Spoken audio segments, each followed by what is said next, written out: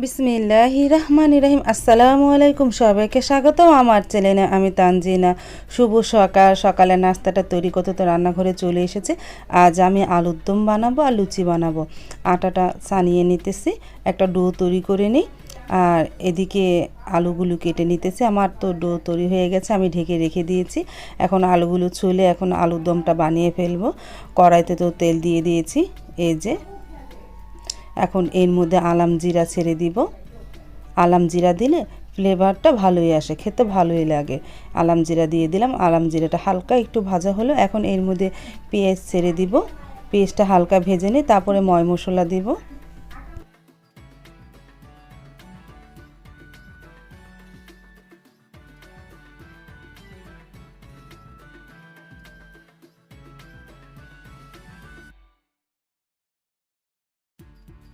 পেঁয়াজের সাথে তো তেজপাতা, দারুচিনি আর এলাচ দিয়ে দিলাম। এতে করে একটু ফ্লেভারটা ভালো আসবে, আলুর দমটা খেতেও ভালো লাগবে। তারপরে তো পেঁয়াজগুলো হালকা ভাজাও হয়ে গেল। এই যে এখন আমি এর মধ্যে আদা রসুন, একটু হলুদ গুঁড়া, মরিচ গুঁড়া, ধনিয়া গুঁড়া দিয়ে মশলাটাকে একটু কষিয়ে নেই।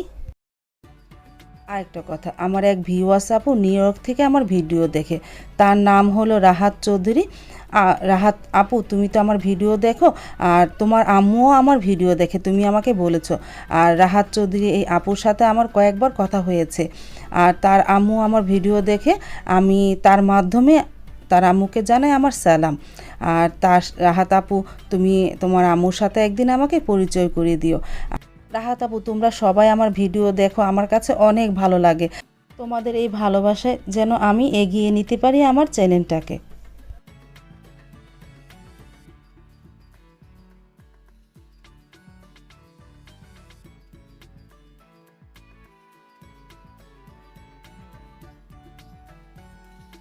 মশলাটা তো ভালোভাবে কষিয়ে নিয়েছি, এখন এর মধ্যে দিয়ে দেবো ধুয়ে রাখা আলুটা।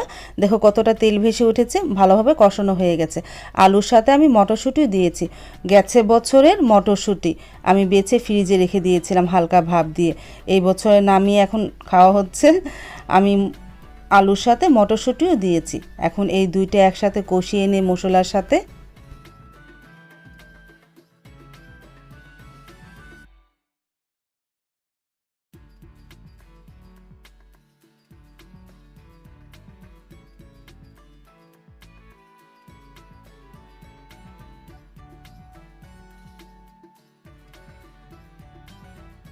কষানো তো হয়ে গেল আলুগুলো আর মটরশুঁটি, এখন এর মধ্যে পানি দিয়ে দিব।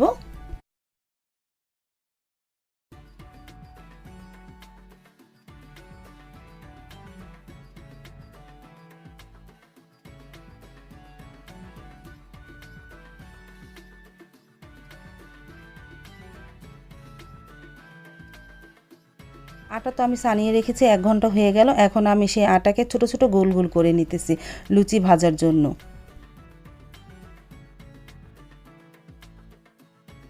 আর এদিকে আমার আলুর দমটা হয়ে গেছে, আমি এখনই নামিয়ে ফেলবো। মাশাল্লাহ, অনেকটাই দেখতে সুন্দর হয়েছে, খেতেও ভালো লাগবে।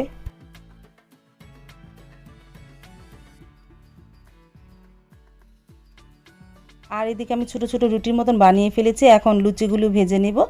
এই যে গরম তেলে ছেড়ে দিলাম, একটা একটা করে এখন লুচিগুলি ভাজবো।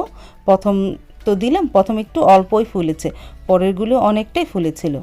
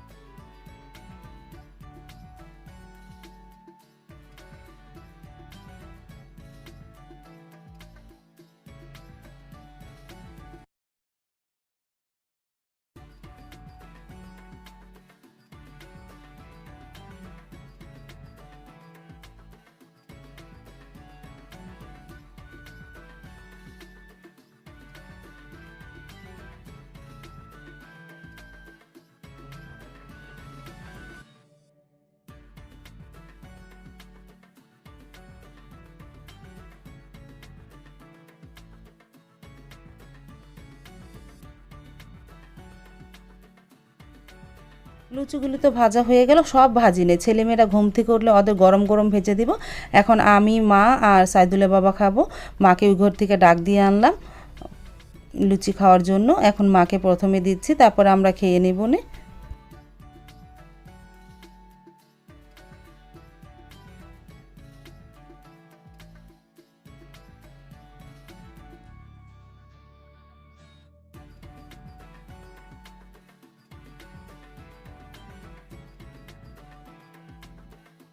আমি এখন খেতে বসে পড়লাম। লুচিটা একটু হালকা ঠান্ডা হয়েছে, কিন্তু আলুর দম দিয়ে খেতে মাশাল্লাহ, মাশাল্লাহ না, আলহামদুলিল্লাহ অনেক ভালো লাগলো।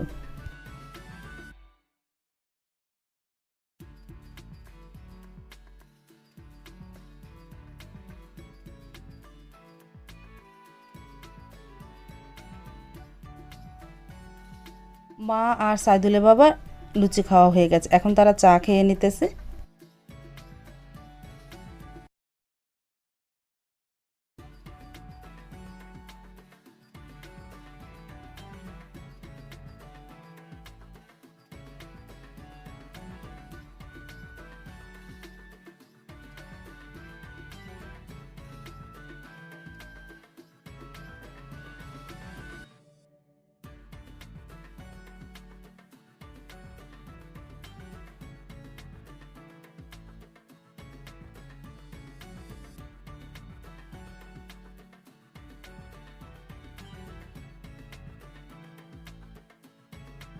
আমাদের তো সকালে নাস্তা খাওয়া হয়ে গেলো, তারপরে তো ঘরগুলো কম বেশি গুছালাম, ছেলে মেয়েদেরও ডাক দিলাম, তারপরে ঘর দুয়ার গুছিয়ে তারপরে তো ওদের লুচি ভেজে দিয়েছিলাম, সেই লুচি ওরা খেয়ে নিয়েছে আর সবার শেষে চা খেয়ে নিল।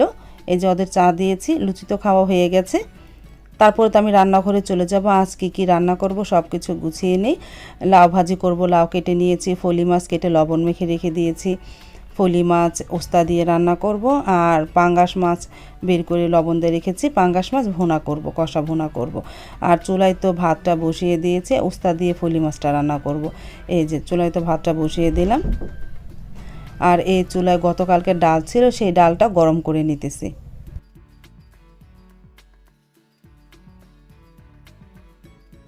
লাউটা আমি ভাজি করে নিতেছি, আমি একটা মেশিনের সাহায্যে ভাজি করতেছি, হাত দিয়ে আমি লাউ চিকন করে কাটতে পারি না, তারপরে এই মেশিনের সাহায্যে আমি লাউটা চিকন করে ভাজি করে নিব, চিকন করে কেটে নিতেছি। আর এদিকে লাউ ভাজিটা করেও ফেললাম। আমি এর আগে ভাপে সিদ্ধ করে নিয়েছি, পেঁয়াজ কাঁচামরিচ মানে পেঁয়াজ পাতা দিয়ে আর পেঁয়াজ কাঁচামরিচও দিয়েছিলাম। ভাপে সিদ্ধ করার পরে বাগার দিয়ে নিলাম রসুন আর শুকনো মরিচ দিয়ে, সাথে একটা ডিমও দিয়েছি। লাউ ভাজিটা প্রায় হয়ে গেছে, আমি এখনই নামিয়ে ফেলবো। এখন পাঙ্গাস মাছটা চুলায় বসিয়ে দেব, পাঙ্গাস মাছটা রান্না করব। পেঁয়াজটা হালকা ভেজে নিলাম, এখন এর মধ্যে একটু আদা রসুন দিয়ে দেব। আর ভাজিটা তো বেড়ে রেখেছি, এই যে পাঙ্গাস মাছটা ধোয়া হয়ে গেছে, আমি এখন এর মধ্যে একটু আদা রসুন দিলাম, একটু হলুদের গুঁড়া, মরিচের গুঁড়া, ধনিয়ার গুঁড়া, লবণ দিয়ে মশলাটাকে কষিয়ে নিই। মশলার সাথে আমি টমেটোও দিয়ে দিয়েছিলাম।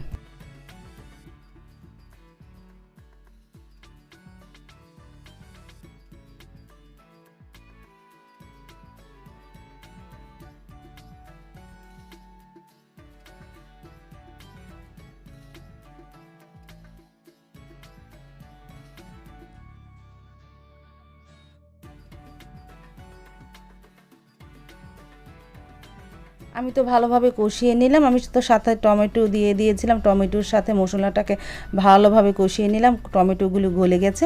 এখন এর মধ্যে ধুয়ে রাখা মাছটা দিয়ে দেবো। আমি পাঙ্গাস মাছটা ভাজবো না, বড় পাঙ্গাস মাছ তো না ভেজে রান্না করব। না ভেজে রান্না করলে খেতে খুবই ভালো লাগে, তোমরা একদিন ট্রাই করে দেখো। মানে বড় যে কোনো মাছ ভাজবা না, না ভেজে মশলাটাকে ভালোভাবে কষিয়ে নিবা, তারপরে মাছ দিয়ে আরও ভালোভাবে কষিয়ে নিবা, তারপরে রান্না করে ফেলবা, খেতে দেখবা অনেক ভালো লেগেছে।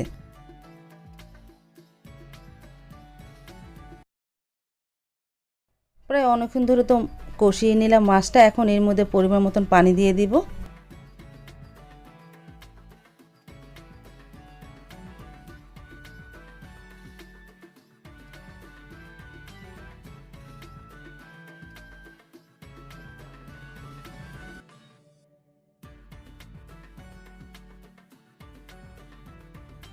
পানি তো দেওয়া হয়ে গেল, এখন এর মধ্যে দিয়ে দেব শাক। শাক দিলে তরকারির স্বাদটা আরও বেড়ে যায়। আমরা এই শাকটা খেয়ে থাকি বিক্রমপুরেরা।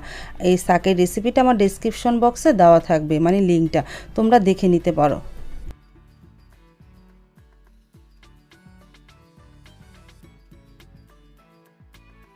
পাঙ্গাস মাছের তরকারিটা তো প্রায় হয়ে এসেছে, আমি সবার শেষে ধনেপাতাও দিয়ে দিয়েছিলাম।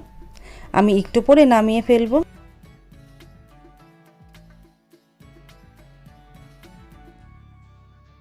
হয়ে গেছে আমার পাঙ্গাস মাছের ঝোল, আমি একটা বাটিতে বেড়ে রেখেছি।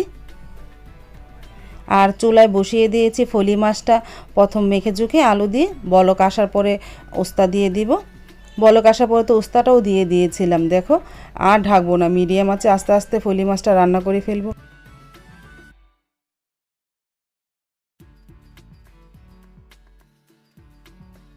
আর এদিকে একটা বাটিতে একটু পাঙ্গাস মাছ আর ভাজি বেড়ে নিলাম, দিয়ে আসি মিজানদের ঘরে।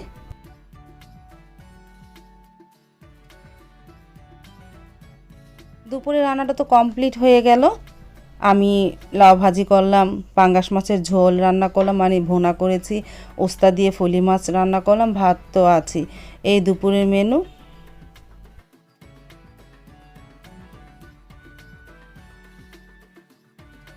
তারপর তো দুপুরে খাবারটা খেতে বসে পড়লো সাইদুলের বাবা সারামণি, খেতেও বসে পড়লো। এখন আমিও খেতে বসে পড়বো।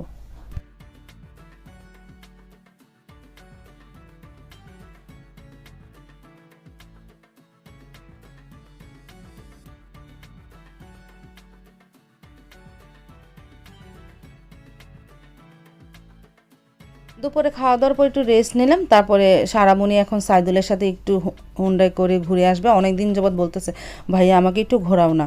তারপরে আজ বললাম ওকে একটু নিয়ে ঘুরিয়ে আসো। তারপরে সাইদুল সারামণিকে নিয়ে একটু ঘুরে আসলো হুন্ডা করে।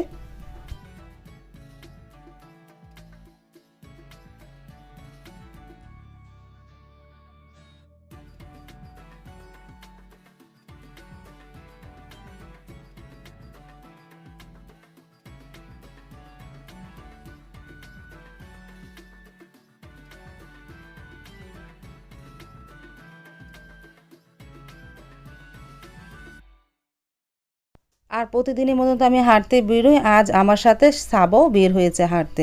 হাঁটতে বের হয়ে সাইদুলের বাবার দোকানে আসলাম। তারপর সাবা বললো কি আমি চটপটি খাবো। তারপরে চলে আসলাম বউবাজারে চটপটি খাওয়ার জন্য।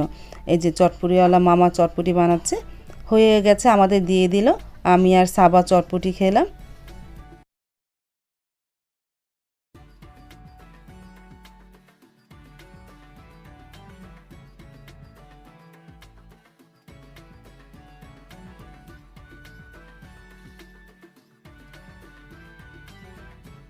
চটপটি তো খাওয়া হয়ে গেছে, চলে আসলাম বালাসুর। বালাসুরে তো চিতই পিঠা ভাজে, এই মামার হাতে চিতই পিঠা খুবই ভালো লাগে। তারপরে আমি আর সাবা 3টা পিঠা খেলাম। সাবা অবশ্য একটা খেয়েছে, আমি আবার 2টা পিঠা খেলাম। ভালোই লাগলো, নরম পিঠাগুলো আর ভর্তা ছিল, খেতে খুবই ভালো লাগলো।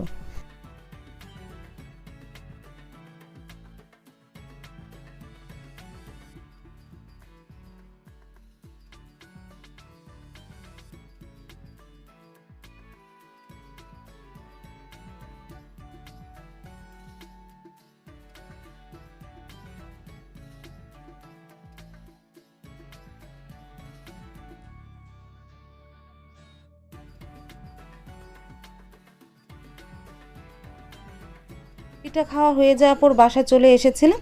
আজ তাহলে এ পর্যন্ত, দেখা হবে আগামীকালকে নতুন আরেকটা ব্লগ নিয়ে। আল্লাহ হাফেজ, আসসালামু আলাইকুম।